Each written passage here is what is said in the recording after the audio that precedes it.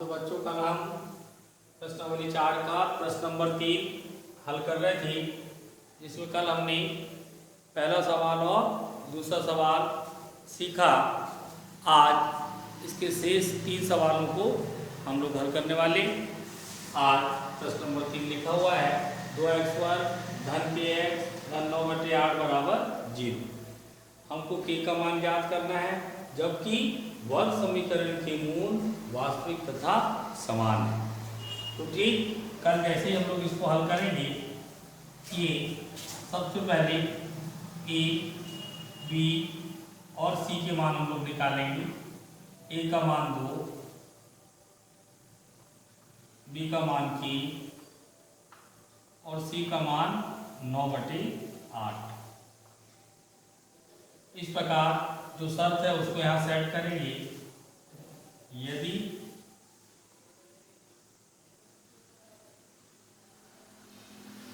समीकरण के मूल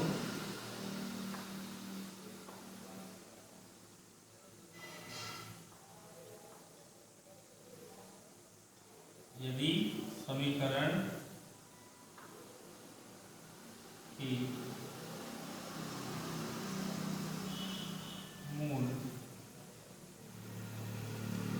वास्तविक तथा समान है,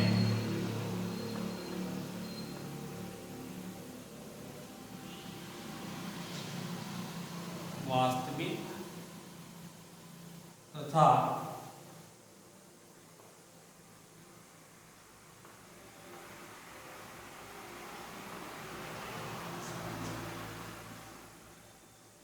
समान है, तब कल आपको बताया गया था इसके साथ d बराबर g। नियमतः वास्तविक एवं समान है, तब शर्त होना चाहिए ये बड़ा है बराबर है 0। लेकिन हम लोग जनरली सवाल को हल करते समय बराबर 0 लेके हल कर लेते हैं।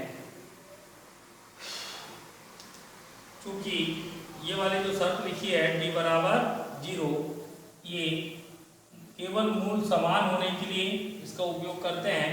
लेकिन क्योंकि मूल है समान है, मतलब मान लेते हैं कि वो वास्तविक भी होगा, इसलिए d बराबर 0। d मतलब विविक्त कर, और विविक्त कर का सूत्र होता है b वर्ग ऋण 4ac बराबर 0। a b c के मान यहाँ से देख के रखेंगे। b का मान k का वर्ग ऋण 4, a का मान 2, c का मान 9/8। चाहे थोड़ा सा सरका लें। b का मान k वर्ग ऋण 4, a का मान 2, c का मान 9/8 बराबर जी। a का दूरी k वर्ग ऋण, ये 2 से 2 कट गया, यहाँ बच गया 9 बराबर जी। ऋण 9 का पक्षांतर किया 9, और हम जानते हैं 9 3 का वर्ग होता है, वर्ग वर्ग छोड़ दिया। इस प्रकार हमारा k का मान 3 आ गया। हमारा सवाल समाप्त। ठीक इसी प्रकार सवाल नंबर 4 चालू होगा। देखिए यहाँ पर हम लोग को दिख रहा है a बराबर 9, b बराबर ऋण की, c बराबर 16। फिर से ये शर्त लिखेंगे, यदि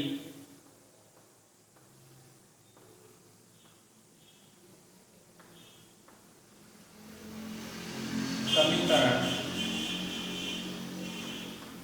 के मूल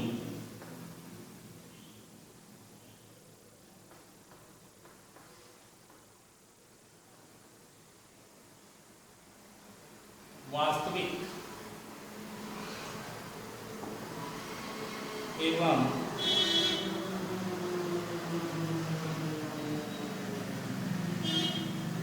समान हो तब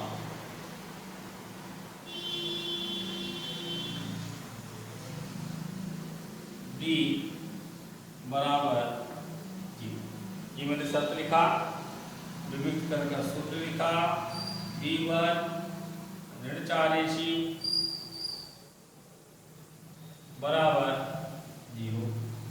डी का मान रखा ऋण की पावर। ऋणात्मक मान है तो पुस्तक में लिखना जरूरी है।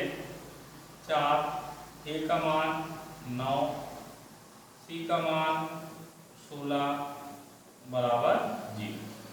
ऋण का वर्ग धन और धन लिखते नहीं, K का वर्ग केवल 4 या 36, 16 छक्के 96, 16 दिए 48 और 9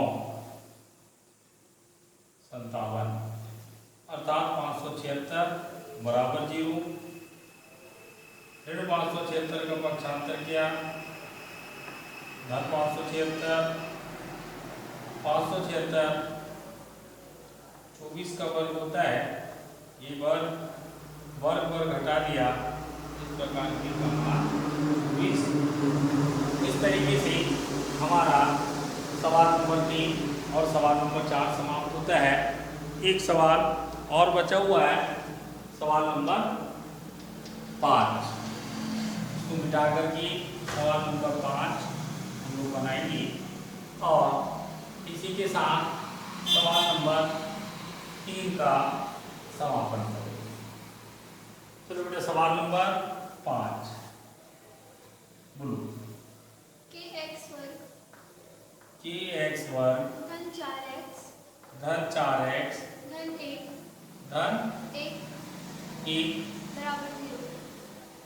एक है कि एक चलो ये सवाल नंबर 5 प्रश्न नंबर 3 का अंतिम सवाल। चलिए स्टार्ट करें। A बराबर की, B बराबर 4, C बराबर 1।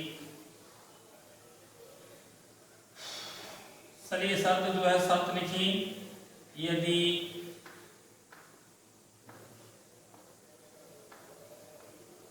समीकरण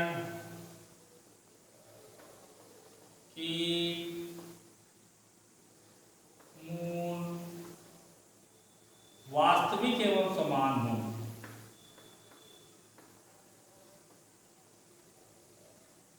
वास्तविक एवं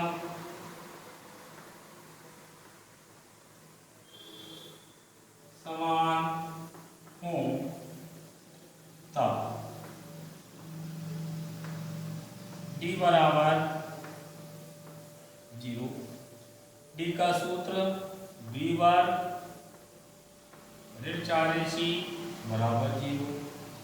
P का मान 4 का वर्ग, 4 गुणित A मतलब 3, C मतलब 1 बराबर 0।